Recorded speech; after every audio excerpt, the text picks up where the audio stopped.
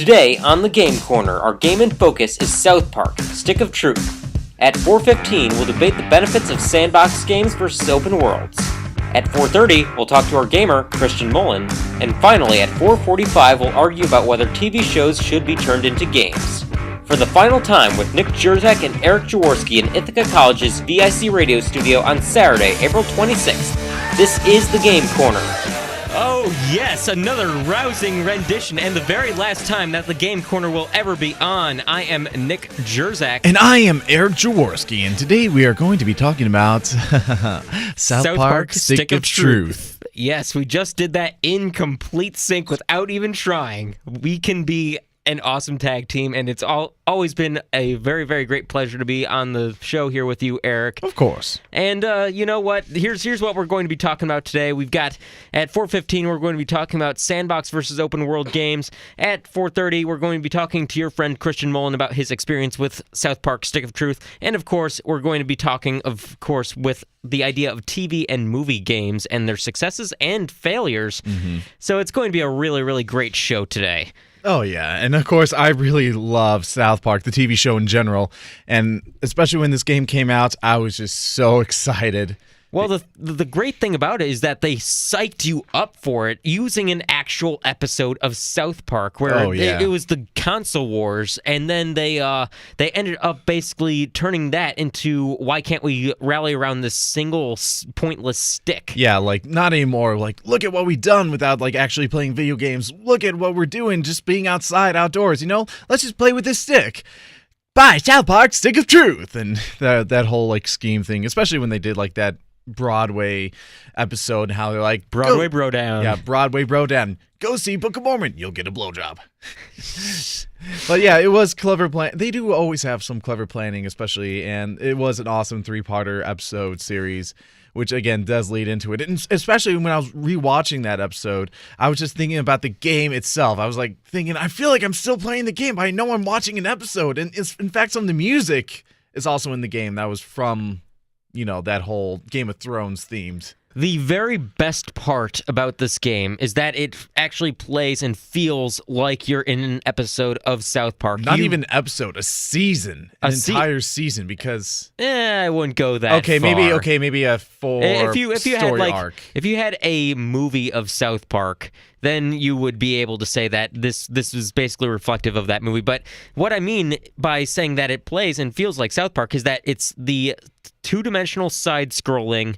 You've got the character interactions. You've got all the voice cutouts. Even you've got all of the voices from all the characters from the show within the actual game itself. It just feels like South Park should. Yes, and of course, every time like you go there, you like go to the school. You go. Oh, I especially love going to all the characters' houses, like Butter's house, where you go to his room and you open the closet and then you see his chaos outfit. Or you go to Cartman's and then you see the Coon and then an Osmobot and just so many little details. That's what I like about it, where you don't even need to be a big fan of the show, but if you are, you will love the little nitbits here and there that they throw in that, you know, relate to the show. And the great part about it being a video game and being under the M category, I'm guessing, just because of some of the stuff that you see in this game. That is an understatement right there. But they don't have to censor it like they do on Comedy Central. I mean, even, on Comedy Central when it's aired, it is censored, but like online on Hulu, it's not beefed out at all. Well, they used to do things like that, especially with the episode where they try and see how many times they can say the S word in a row. And like basically. They have a counter, and it's just hilarious. It is. I really love that episode of South Park, but we're getting... Yeah, I was going to say, we're talking too much about the show. We need to talk about this game. Okay, so basically the story is that you are a new kid who has just moved into the neighborhood of South Park, and your parents have tried to shield you from something.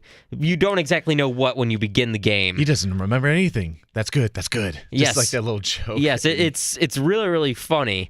And then you end up getting kicked out of the house by your dad to go and make some friends. Mm-hmm. And it just goes off from there, where you get to choose a class, four different classes. The fighter, the mage, the thief, and the Jew. When I first saw the first 10 minutes gameplay, and I saw you could be a Jew, I'm like, only in a South Park game where your class is a Jew. And actually, you kick ass as a Jew. It's really awesome. That was your very first playthrough. I mean, you just can't deny it. You got to be the Jew. I actually played as the mage the very first time around, just because you were picking up one character, I was picking up another. I didn't get too far in it. Yeah, you haven't even... mostly because I don't like the style of the actual fighting style in the game. The turn-based RPG sort of thing. The turn-based RPG, I'm okay with. It's just that if you mess up within your turn, like if you press a button way too late, then it's got dire consequences for you. It's like a regular consequence except more dire. I don't know. It's I guess it's all right, but I mean the joke, whatever. I don't know. Like, especially me, who's played a lot of turn-based games, like especially with a lot of Final Fantasy, I'm used to that sort of play combat. But I think it kind of adds a nice spin to it, where you definitely need to pay attention to attacks and watch the focus and try to figure it out. Sure enough, it can screw you up, especially when you're trying to get doing a special attack or something like that. But sooner or later, you just get used to the attack, that the motions, like, okay, I need to click here, click here, click here. But though there is one problem I admit is sometimes... there's sometimes where my character is doing this super jump where he jumps in the air and right when he's at the peak, you gotta click down or push the control down, and I do that, and it doesn't do it. It doesn't reference it. So the response time you're saying is a little bit of a problem. Yes, even still, when you're doing the special commands, whether you're having Princess Kenny. There's a unicorn coming right there. You need to press some buttons, actions. Sometimes they happen so fast that it's just wait, I did not even see that button for a quick moment. Here's another thing that we've actually noticed. Maybe it's my console. I'm not exactly sure, but we've also noticed that there tends to be a delay between speech and audio sometimes within the game as well. The video lags or the audio just isn't present at all. I don't know. It could be... when I first played it, it was alright, but it may be the second time and even the third time where I'm skipping these cutscenes or just trying to rush it. Maybe it might not be catching up or something like that. It wasn't a problem before, but I don't know. It has been annoying. But since I played the game, it's okay, I'm good with whatever. I don't care. And it actually touches on a lot of things about video games, which is one of the big conversations that we've had, where it touches a lot for me on Skyrim. That's a game that I've actually really picked up lately within the last couple of weeks. Again, I mean, it's one of those games where you put it down for maybe a couple of months or something, and you pick it back up again, and you're like, oh, okay, this is fun again. Let's go ahead and do this. But it shows you the ideas of Dragon Shout, and actually you're named as Dovahkiin at some point. Oh no, just randomly at the end. But yeah, Trey Parker has cited that Earthbound, Paper Mario, and Elder Scrolls Skyrim are his main inspirations behind the game's RPG mechanics. The decision to have a silent protagonist was drawn from the Legend of Zelda series and maybe some other video games that just has a character that's just completely silent, like Half-Life or Portal. Fable is really, really big on that too, especially the first two games. It's really big on that. But yeah, it is kind of hilarious how South Park makes pokes and funs about it, how your character just does not talk at all. It's like, what's your name? Hello? No response? Okay, that's weird. But yeah, it is always those weird comments, especially when you first play the game where it was okay, this is the introduction to the RPG. It's I'm going to kick your butt. It's no, you got to wait your turn, Clyde. It was what? That's lame. This is what they do in the olden times. And I like that comment.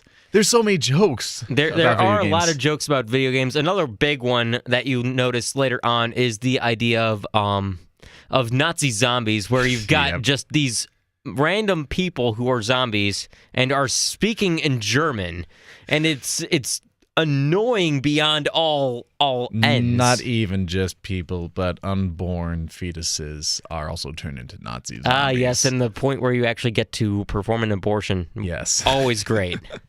Christmas time is once a year. But yeah, I don't know if it is putting it saying it's oh, we got Nazi zombies, or again making a joke, because they do say these Nazi zombies are so repetitive, they're so annoying. So I guess that is kind of an add-on to it. Now, the thing that I would cover, but it's kind of up for debate next, is the whole idea of the sandbox game as well, where this game has a lot of spaces in it where if you don't collect something at a given time, then you're going to lose it. And I think that's one of the big drawbacks about this game. And a usual RPG will allow you to basically go seamlessly from place to place to place to place, and you'll be able to pick up everything that you need in a given time. But this one, especially when you're collecting the Chin Pokemon, then if you miss it, like on the alien spaceship, or in the final battle or something like that, where you completely can overlook Shu if you're not careful, then there's the chance that you're not going to be able to complete everything that you really want to do. Yeah, especially getting those achievements to get all Chin Pokemon and then be more famous than John Lennon. Well, that's something that we'll cover more in depth once we get to the first up for debate, which is coming up next. One thing I was a little bit annoyed is there's as great as they had all these different characters, I feel like they could have added more. I mean, they could have added Towley, but he's only in the loading screen with don't forget to bring a towel. There's so many other characters like Scott from Canada, because he's a big dick. Who else? Jesse Miller, your school announcer. Scott Tenorman. Yeah, that is a good one. I mean, Scott Tenorman's only made 2 appearances, but that would be interesting to see him back.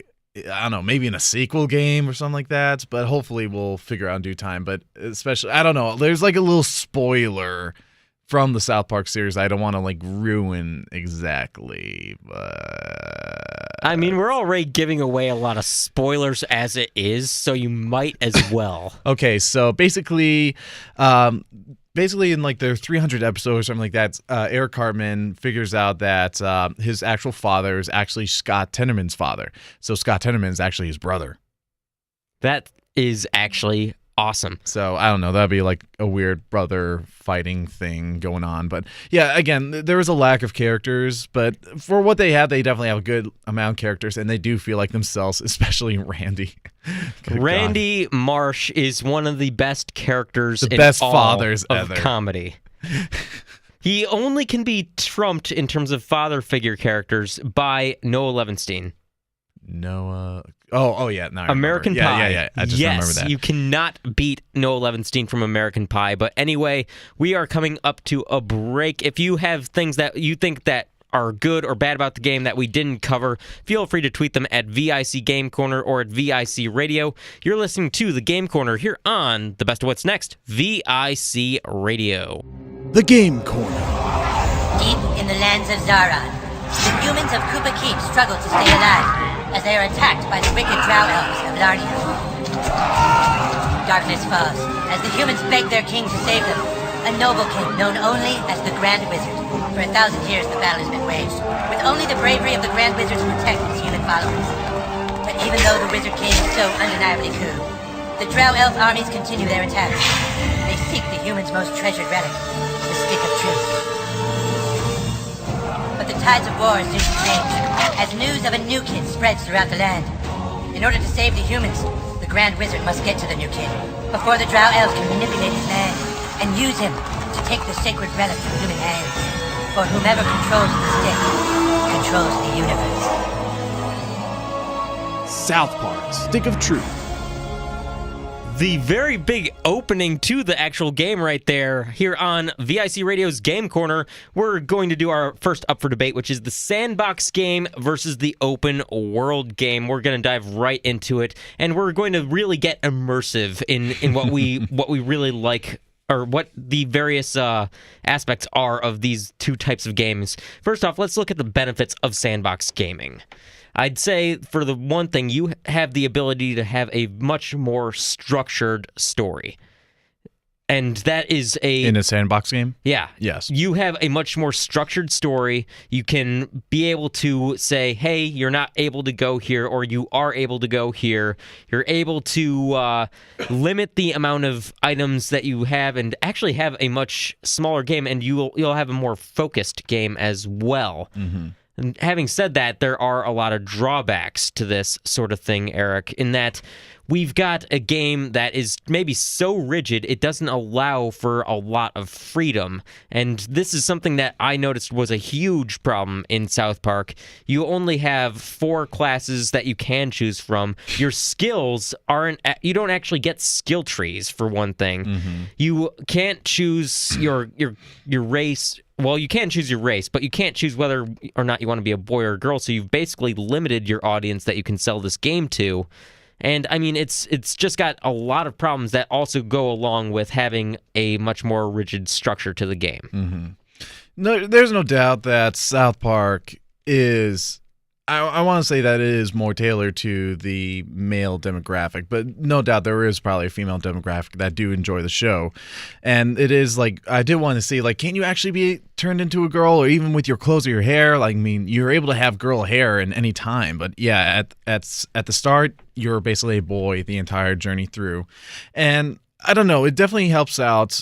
I think the open world, or not the open world, the sandbox game is good for, you know, someone who really likes an RPG but doesn't have to like be, you know, worried about like, you know, all the mechanics, especially like an open world has, that it can like allow them in and help them, you know, lead them along the journey if they need be.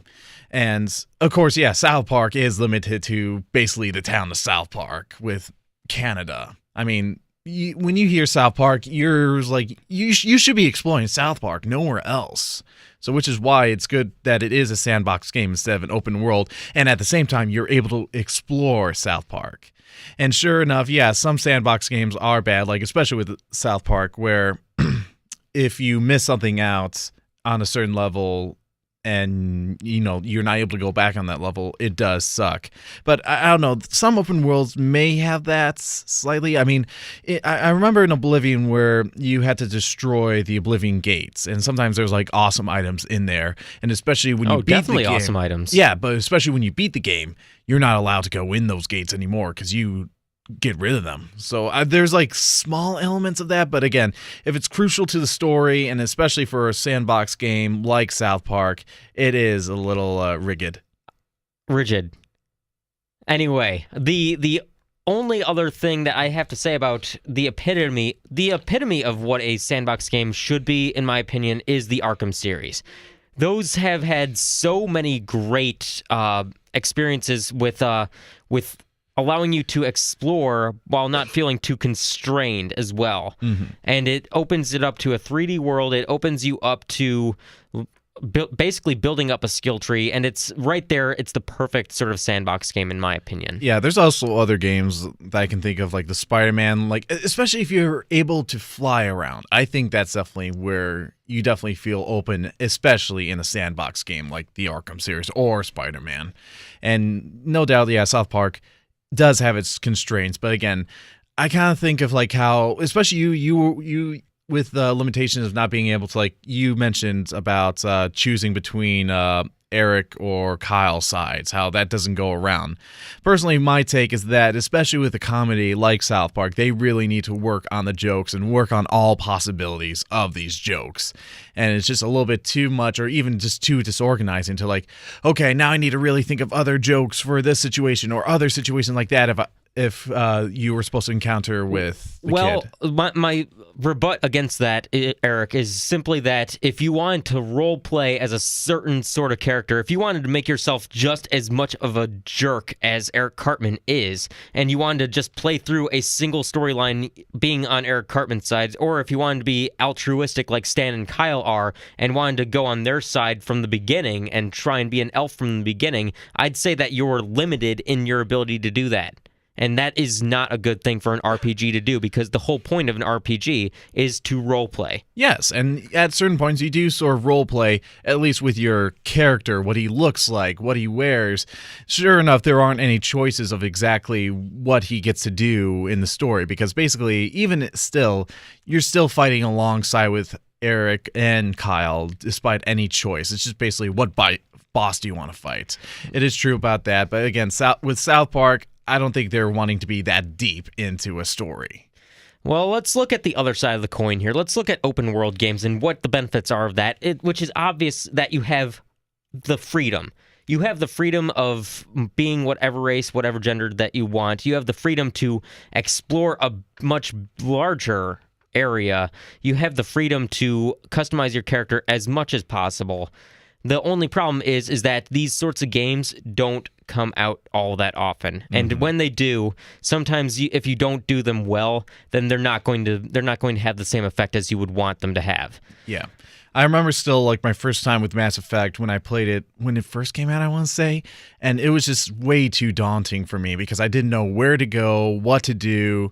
I mean, there were some instructions here and there, but it wasn't like clearly followed, especially for me. It was only with your guidance of like what I needed to do that helped me like, get used to the game and how it's supposed to be played. Well, and So that's again the daunting part of an open world, even like with Mass Effect. And that is one of the biggest drawbacks is that you are going to feel lost in the beginning because you're not going to have money in the game, so you can't buy a lot of cool items.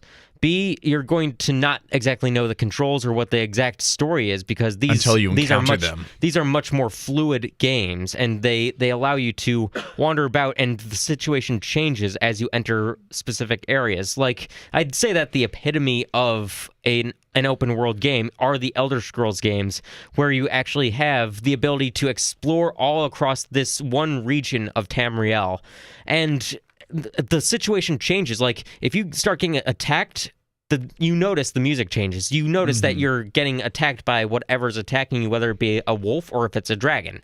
So it's one of those things where it's really, really interesting to see that sort of thing, and that is one of the greatest parts about an open world game. What about, okay, now you're talking about how, like, especially with RPGs, how you're able to customize your character or your trees. I'm thinking about Far Cry, where it basically is like Skyrim, where you're able to explore the entire island, but you're just not able to customize your character because it is particularly for one story plot.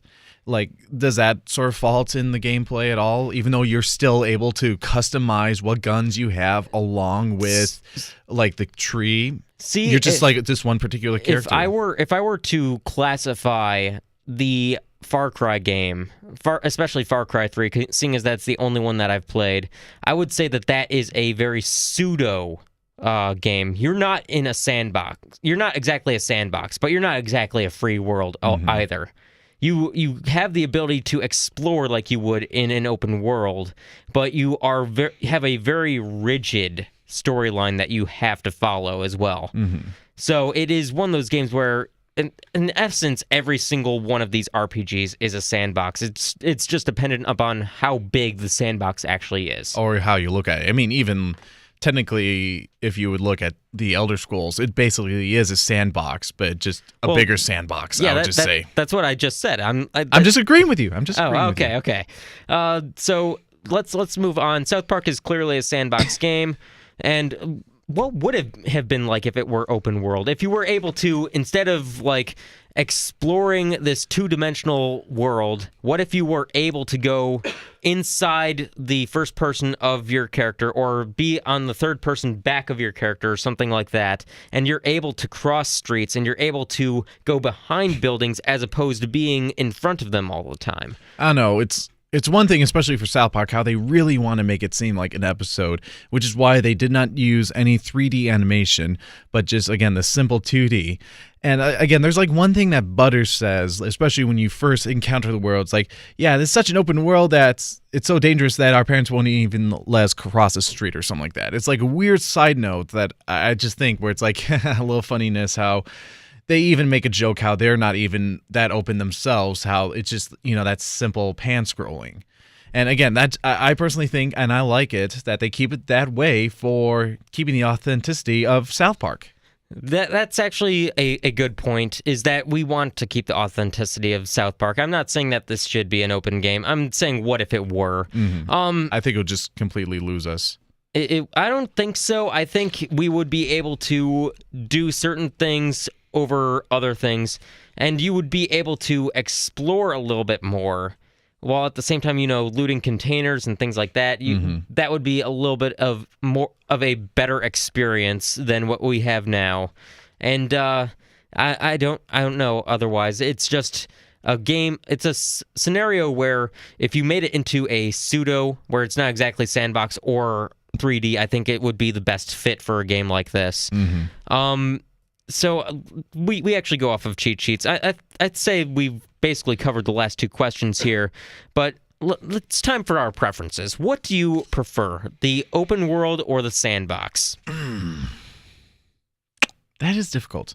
I mean, I do want to have freedom and be able to choose what character I want, But at the same time, again, I do want that reminder or sort of like someone to help me out if I need it.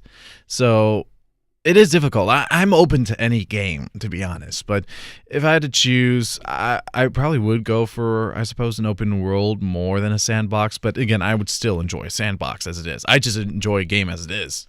I'd have to say that I am much more open to the open world game than I am to the sandbox. The sandbox, I feel, is very, very limiting of my abilities as a gamer. It basically tells me what I have to do when I have to do it. And it's the open worlds just have so much greater titles that I've noticed than a sandbox game actually has, such as you've got the Elder Scrolls games, you've got the Pokemon games, which are open world, you've got the Fable, at least Fable 2 and Fable 3, which are more open world, and it seems like it's a lot more fun that way. But to even me. Fable is still constrained with like one path. More particularly with Fable 3, I would say. Fable 3 actually is not constrained in that way, actually. I don't know, like I feel like there is like even when you go in between towns, you got only like one road to go. Well, yeah, you've got only one road, but the thing is, if you look at Fable 1, you notice that you were actually limited to a path. Mm-hmm. There wasn't any exploration past that path. While in Fable 3 and Fable 2, you were able to cross planes and go in different directions on the map as opposed to just being stuck on a single line. Okay.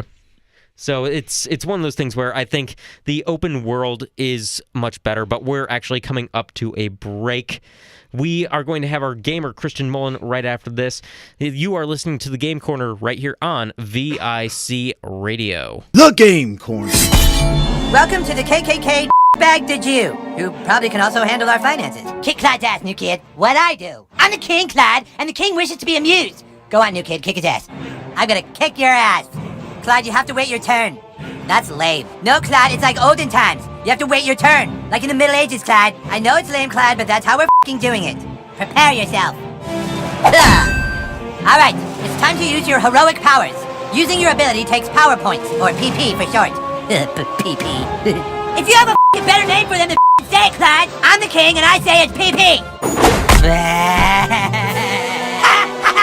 Dude, that was awesome. You were all like, "Beep," and Clyde was all like, "Nah, nah." South Park Stick of Truth. You are listening to VIC Game Corner, and that was just a rousing first battle that you have with Clyde. And he gets more powerful later in the game. We are here with our gamer, Christian Mullen. How you doing, Christian? Very good. How about yourself? Hello, Christian. How you doing? I haven't speak to you in a long time. I know, man. How you doing? I'm doing good. Doing radio. That's what I'm doing. So can you tell us about yourself? Because, like, you're a good friend of mine back in high school, but I believe you're studying aeronautical science in Arizona? Is that correct? Yes, that is true. I am studying aeronautical science out in Prescott, Arizona at Embry-Riddle Aeronautical University. And basically, I'm studying to become a pilot and wanting to work for the airlines one day. No, that's good. That's good. That's awesome. Now, what do you like about the game South Park Stick of Truth? The biggest thing I loved when I first played it was every couple times I was playing, I was just laughing constantly. I was just like, oh my gosh, this is hilarious. And I know that South Park is its own little cliche of funniness and just random things, and the characters are unique. I really like how they integrated the characters into the video game, and they actually made the video game look as if you're in South Park with them. Yep, it is always that shock humor that we all enjoy about South Park. Opening up the door and seeing some guy just Jacking it. yeah. And then another door where you see a guy humping a horse. Oh, yeah. I know. But anyways, is there anything that you think could be fixed about the game? Because we've mentioned a few problems ourselves.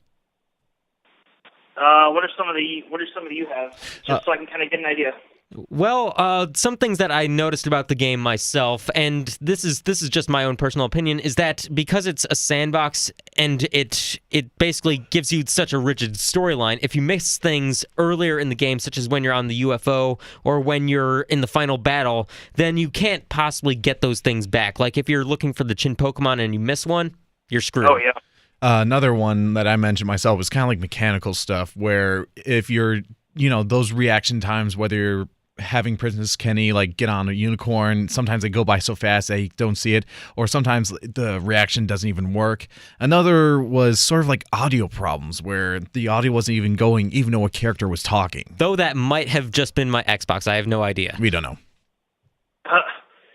Yeah, I think I've noticed a lot of those problems. Maybe not the sound problem, but I think one of the biggest problems that I've had with the game was, I don't know, actually. There's so many. I really don't know what the biggest one is. You just really like the game. What about the content? Just let's list some. List some problems that you actually had. Maybe we have covered it. Maybe we actually haven't, and you'll be enlightening us.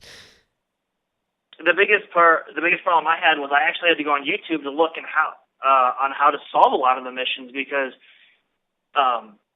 there's so many different things in the game, and I was trying to figure out where in the world do I click to activate something. I was trying to look around. I was like, I don't see anything.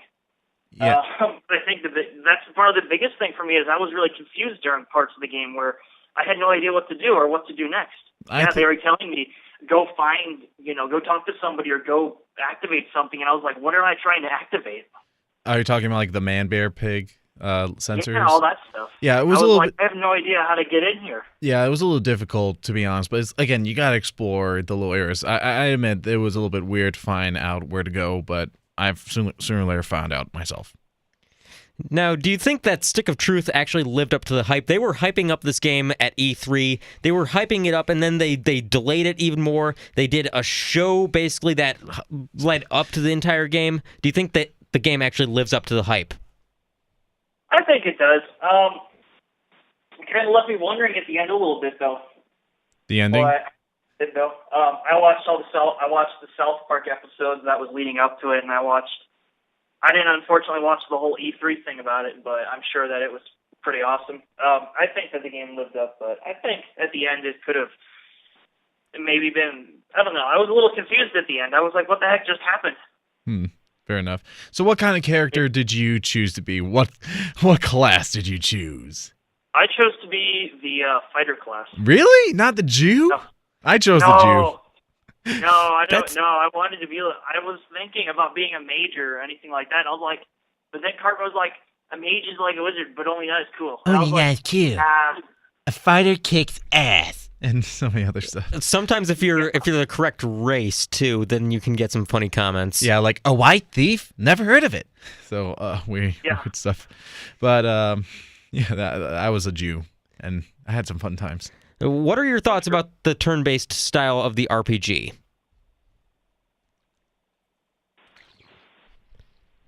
Let me think. Because personally, I'm not big on the style of it because you have to press a button. If you miss the tiny little entrance for the attack, like the first time I was fighting with Butters, I noticed that, oh my god, this was actually too fast for me to do it. So the turn-based style of it is a little bit problematic in my opinion, but that's just me. Yeah, I kind of actually see what you're talking about, though. There are a lot of cases I was pushing buttons and I'd push it, but nothing would happen, or I'd push it and then push it too late. Yeah, so kind of like what I was mentioning about. I didn't like how it was they really made it so that you actually had to click buttons pretty fast for actions to happen, such as like Princess Kenny, all the powers, and if you miss one wrong button, you don't get the whole power, and I was just disappointed. I was like, crap. Yep, Kenny gets stabbed by a unicorn and dies. Yes, that was pretty funny, though. Oh, yeah. So what do you think about the story, basically, about how you're the new kid in South Park and all these events occur? I think it's a pretty good storyline, honestly. Surprisingly enough, that's kind of what a lot of kids are nowadays. I've noticed they move to a new neighborhood and then they start, meeting new friends like that. But I think it's pretty cool how at the end of the story, you find out how he has that past enormous power to make friends so fast. Because you kind of understand that he can make friends fast, but it's kind of cool just finding out at the end. Yeah, I like the story though of it.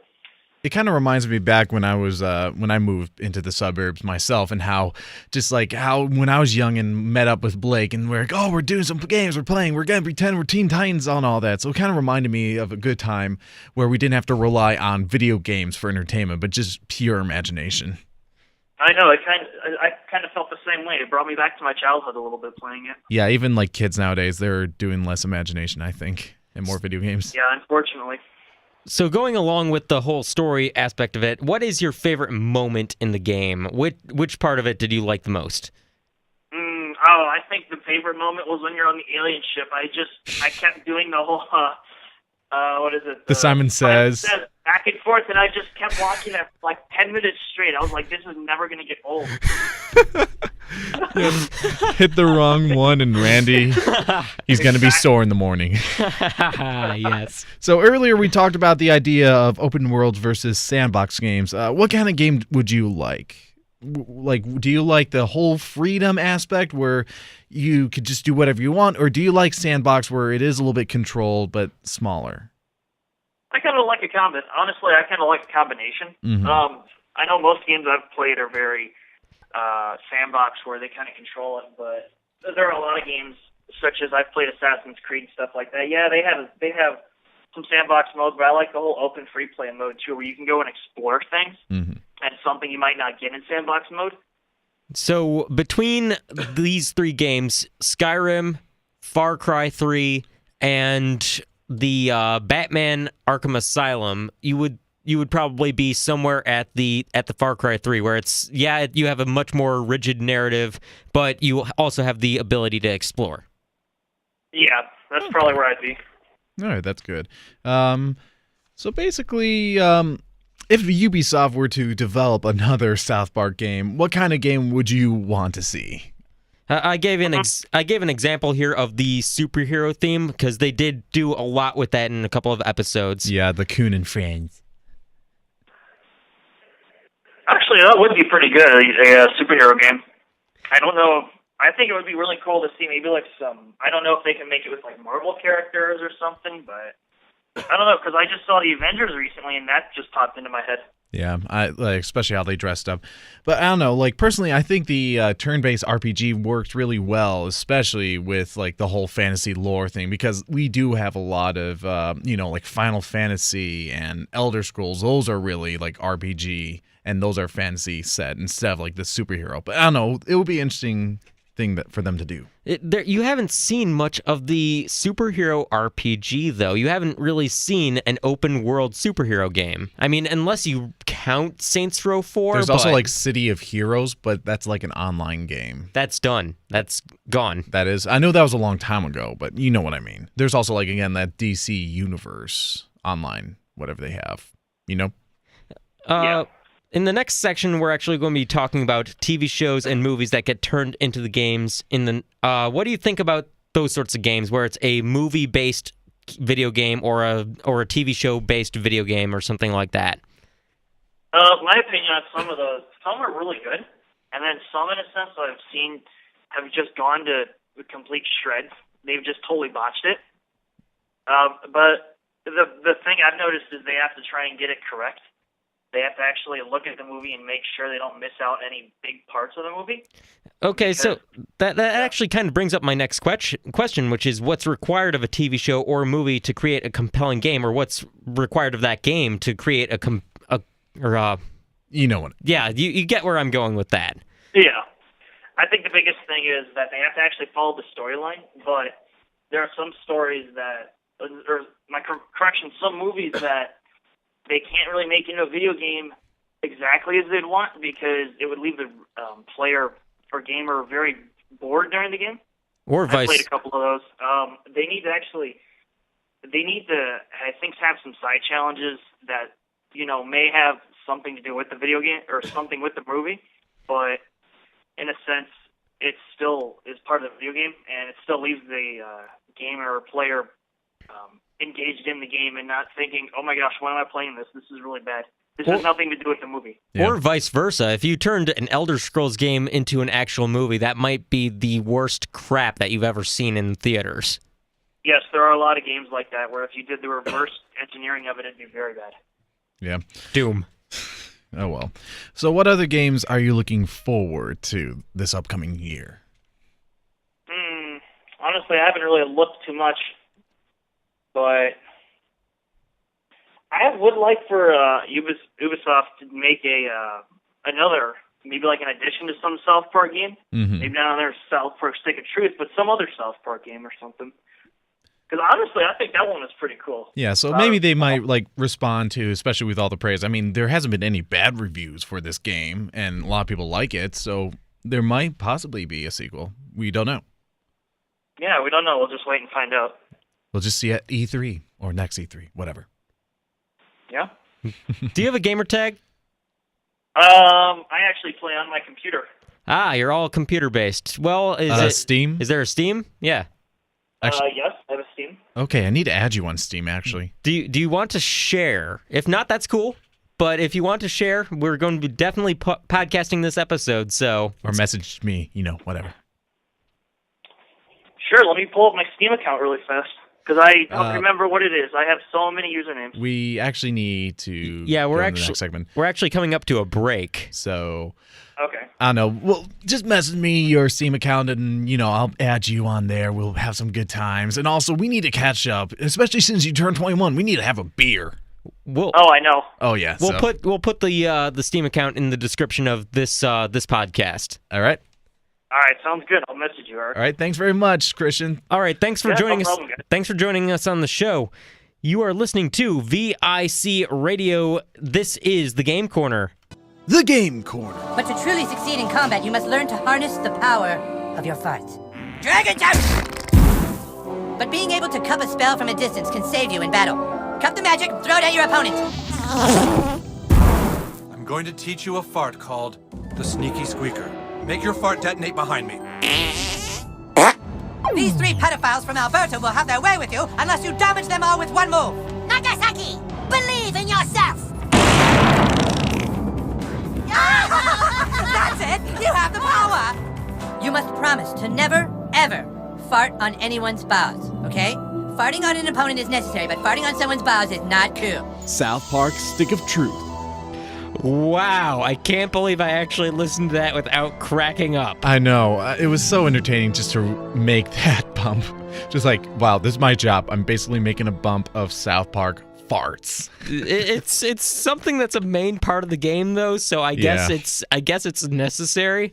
So many fart jokes we have on the Game Corner, We don't actually have that many. That's why we need them now, okay? But this is the final show. I know, which is good. The sad part. I added it in there then, so that's good. We finally had a fart joke. Well, let's get into the last topic here, the very last segment of the Game Corner, which is TV and movie games and their successes or lack thereof. Mm-hmm. Lots of games that are TV shows or movies first do not succeed. Why? It's a mixture. I mean, I've played, especially when there's a video game that is based off of a movie or TV show, I definitely like to rush in, especially if I like that movie. Sometimes it works, sometimes it doesn't. The only big ones I can think of are the Lord of the Rings, like Lord of the Rings 2 Towers and Return of the King. Those were really awesome.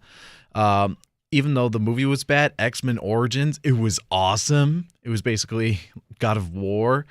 But, I don't know. Yeah, from the ones I've played before, it was either because it was just lacking or just not that thrilling, I suppose. I think that there are a couple of games which have been really, really popular. And you were mentioning this earlier in the week, the Lego versions of movies. Which they do a really, really great job of. And you know what? I'm going to throw one out there, which is Pokemon, which allows you to become a trainer and actually go out and catch these beasts. Was it first a video? Well, okay, it was first a video. Was it first a video game or a manga or I don't know. I don't know which came first. Which came first, the TV show or the game? I don't even remember, honestly. It's a Nintendo basis. I think it was a game first before it spinned off into a TV show. I have don't no know. idea. It's one of those few. That's just why. But the thing is, I think is that Christian was right in that if a game doesn't succeed, I think it's mainly because its story does not hold true. Mm-hmm. Especially to the content itself. But at the same time, it needs to have a good gameplay itself. And I especially think that if a game captures the atmosphere of a movie, and the same could be said about a game or the movie. That's definitely what you need. And that actually brings us to why South Park Stick of Truth is so successful, is that it stays true to what you would expect from a South Park episode. It looks like a South Park episode, and it's funny as a South Park episode, which is great. And it just also references the various episodes in the past from South Park so much. There's stuff that you see in there that's from season 1, like Mr. Hanky. Oh yeah, Mr. Hanky, the Christmas bro. He loves me and I love you. And there are other things in there, like you being reminded of the Christmas episode where you're making the critters. abortion. When you're doing the abortion, yeah. And you meet up with the woodland critters. There you go. At the same time, it also has a lot of recent stuff too, which is crazy. I mean, even stuff from last season, if I'm trying to remember. Oh god, there's so many little items in there. I know there's something. Oh yeah, like Morgan Freeman. Why he explains everything? It's because he gets a freckle every time he explains a situation. That is true, and he only shows up right there at the very end of the game, too. I know. So it's actually a really, really nice little reminder. They throw in all these nice little reminders, and that's something that they also do in the show, too, is that sometimes they'll talk about how whether or not... like Cartman, for example, will say at some points in the show, I once fed a kid his own parents, and he actually does that in the show. So it's like, no, he's not joking. He actually has. So yeah, they do make past references, which is good. So then, what does a show or a movie need to be a successful game? And I mean, yeah, there's that's the main question. That's the main question here, and I guess we can talk about the reverse too. What does a video game need in order to make a good movie? Yeah, to make a good movie or TV show. Yeah, I don't know. I have a list of different film-based video games. I mean, the first one ever was Super Mario Brothers, and especially how can you go off with Super Mario? It's basically save the princess, and especially with the additional things that they added into it, which just complicated. That definitely kind of took someone else. No, that movie was just one of the worst things that anybody has ever seen in their life. Yes, but I don't know. There's some other movies I'm looking on here. Silent Hill, even though the story was a little bit off. Because apparently they're witch hunters in the movie, but apparently they're Satanists in the game. It still captures the essence of feeling alone and especially the mist in Silent Hill. Even another Dead or Alive. Have you seen that movie? I have, and it really makes my favorite character Hayabusa look like he's able to be taken out in 2 hits. I don't know, but that's bad. But it also kind of brings explanations, why do we see health bars in video games? It's oh no, it's a TV entertainment, and they track their progress. So it's some weird little infants. I've got something worse than that, which is the Doom movie, which had Dwayne Johnson in it, and it was just awful because they actually put it into a first-person mode and show you him holding it wasn't Dwayne Johnson. It was some other character. It was the main character, and he's got this chainsaw that he picks up at one point and things like that, and it's just God, are you really trying to make the game look this corny? Or I don't know. I mean, the game I thought it was kind of nice for the first person into a movie, but I don't know. That's just my other opinion. Even the Resident Evil, the first few were alright. I especially love Apocalypse, where you're actually in Raccoon City and you're trying to survive, or the characters are trying to survive. But again, in the recent Resident Evils, it's just been, let's just put all these characters. We have Albert Wesker in here. We have Ada Wong. Oh, look, it's Leon Kennedy. I guess the big thing that we're saying as to why video games don't translate well into the actual movie industry or TV industry is simply because they try to throw so much at us all at once. And I think that's also one of the big problems that they're trying to do right now with the Batman vs. Superman movie, where they're just trying to load in hero after hero after hero. I just saw that the cyborg. That cyborg got casted in this movie, and I'm just Why? We already have the major trinity right there in the movie already. Why do we need more? I think the best way to like make a video game movie is not through live action, but mainly through animation. I mean, there's even some successful stuff like Final Fantasy VII, the movie. That was actually pretty good itself. There's a lot of like short films like the Mass Effect Paragon Lost, which tells the story of Vega before he joins. There's Halo. Halo Legends, yeah, which is a nice collection of different little stories from that. And of course, we got a lot of other movies that are coming out. We got Ratchet and Clank, we got Sly Cooper, and especially if it keeps it animated, I think that'll be great. Especially for these weird molded characters. I think the reason why animation works so well is because we can relate to the animation better than we can with anything else. I've got Kyle Robertson here in the back chanting for BioShock the movie. Yeah, even that's been like rumored. But I'm like looking at, there's like so many other lists where there's probably going to be another Hitman movie. There's also Assassin's Creed. The first one was bad as it is. I don't know. I thought it wasn't good, I admit, but whatever. And of course, Mass Effect. So it has to be a detailed where it's like, okay, you got these these raccoons, so it makes sense that's an animation. But what about for like movies that actually use live characters and actually similar situations? Like I also see a Metal Gear Solid movie is in the rumor. If we actually tie it back to the very first up for debate, the sandbox versus the open world, I think another thing that really has to be true of a video game in order for it to be turned into a good movie is that it has to be sandbox. It cannot be open world. The one exception that I would make to that is the Pokemon games, because they actually did create a relatively good show around those.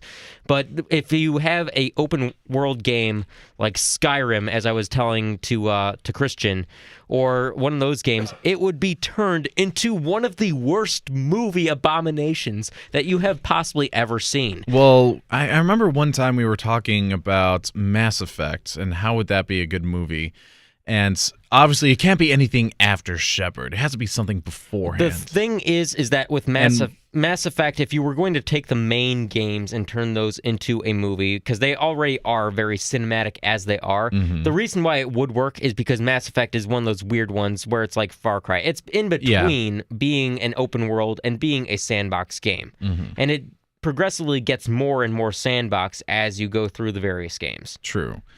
I don't know. It's like maybe those like other stories where it doesn't have to be a new story, but something that we've heard in the past. Like, I don't know. I don't know that much about the Elder Scrolls mythos, but there's got to be like maybe a story in there about, I don't know, the first Dragonborn. Which, well, yeah, we do fight the first Dragonborn. You do. In the Dragonborn DLC, you go to Solstheim and you fight him, and he's actually one of the hardest bosses that I've ever fought in any game ever. So I don't know. It could be like not exactly trying to follow the game like shot by shot, but maybe like just telling a story that we've not seen in the video game. Like even in BioShock, I don't know whether they will try to recreate all the events in the game or whether if we do see Andrew Ryan set up Rapture City. I would love to like see how he sets it up, how it's planned out to the events of the New Year's Eve party.